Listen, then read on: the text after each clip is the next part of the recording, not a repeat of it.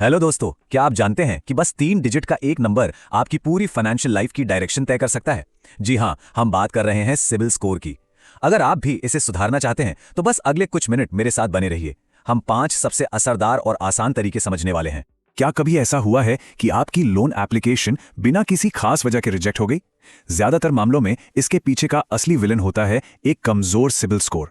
ये सिर्फ एक नंबर नहीं है, बल्कि ये तो आपकी फाइनेंशियल रेपुटेशन का एक तरह से रिपोर्ट कार्ड है। तो चलिए इस रिपोर्ट कार्ड को और करीब से जानते हैं। तो सबसे पहला और बेसिक सवाल, ये सिबिल स्कोर आखिर है क्या भला? देखिए, इसे आप अपनी फाइनेंशियल हेल्थ का आईना समझ सकते हैं।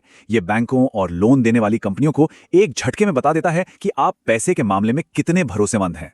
टेक्निकली देखें तो सिबिल स्कोर 3 अंकों का एक नंबर है जो आपकी पूरी क्रेडिट हिस्ट्री का, मतलब आपके सारे लेन देन का एक निचोड़ है।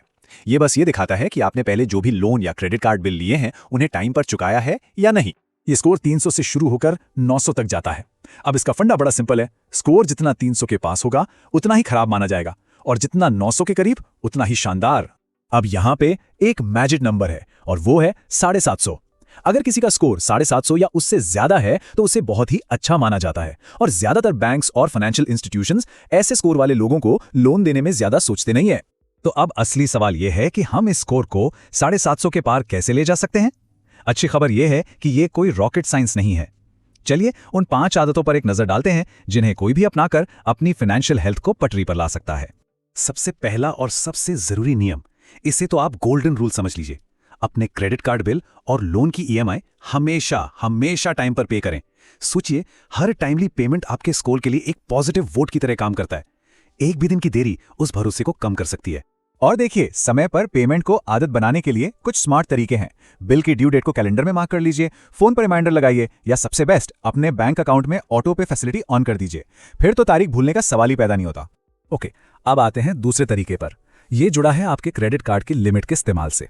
इसे ऐसे समझिए कि बैंक आपको 1 लाख की लिमिट तो दे देता है, लेकिन वो ये भी देखना चाहता है कि आप पूरी तरह से उस लिमिट पर ही तो निर्भर नहीं है। एक जनरल थंब रूल है कि अपनी टोटल क्रेडिट लिमिट का 30% से ज्यादा इस्तेमाल ना करें।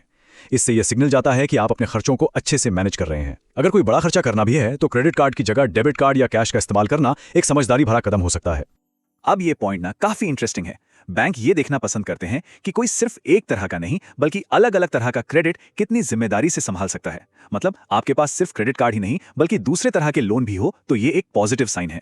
एक अच्छे क्रेडिट मिक्स का मतलब है सिक्योर्ड और अनसिक्योर्ड दोनों तरह के लोन का एक अच्छा बैलेंस। सिक्योर्ड लोन्स वो होते हैं जिनके बदले कुछ गिरवी रखा जाता है, जैसे होम लोन या कार लोन। वहीं पर्सनल लोन और क्रेडिट कार्ड अनसिक्योर्ड लोन्स की कैटेगरी में आते हैं।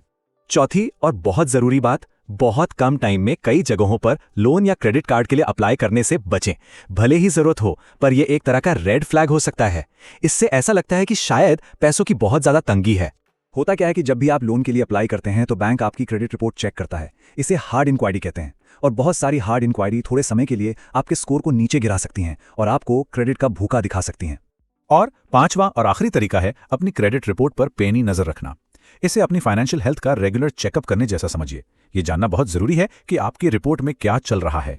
अपनी रिपोर्ट में ध्यान से देखिए कि कहीं कोई गलती तो नहीं है, जैसे कोई ऐसा लोन दिख रहा हो जो आपने लिया ही नहीं। ऐसी किसी भी गड़बड़ी को तुरंत रिपोर्ट करना बहुत जरूरी है। और हाँ, याद रखिएगा, आप साल में एक बार अपनी क्रेडिट रिपोर्ट मुफ्त में चेक कर सकते हैं। तो इन सब आदतों को अपनाने से आखिर फायदा क्या होगा? एक अच्छा सिबिल स्कोर आपकी मेहनत का वो मीठा फल है जिसके फायदे आपकी सोच से भी कहीं ज्यादा बड़े हो सकते हैं। चलिए एक सीधी सी कंपैरिजन करते हैं।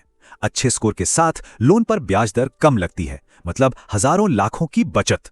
लोन आसानी से अप्रूव होता है और प्रीमियम क्रेडिट कार्ड ऑफर्स भी मिलते हैं। वहीं खराब स्कोर के साथ सब कुछ ठीक इसका उल्टा होता है। ज्यादा ब्याज, लोन मिलने में मुश्किल और सिर्फ बेसिक ऑफर्स। अब चॉइस बिल्कुल क्लियर है ना? तो अब जब ये सारी जानकारी हमारे पास है तो सबसे जरूरी चीज है पहला कदम उठाना। क्योंकि देखिए, सिर्फ जानने और करने में बहुत बड़ा फर्क होता है, और अच्छी बात यह है कि इसकी शुरुआत आज से अभी से हो सकती है। तो अब सवाल यह है, अपने स्कोर को बेहतर बनाने के सफर में आज आप इन 5 तरीकों में से कौन सा एक छोटा सा कदम उठाने वाले हैं? क्योंकि आपका अगला फाइनेंशियल डिसीजन ही आपके आने वाले स्कोर की नींव रखेगा।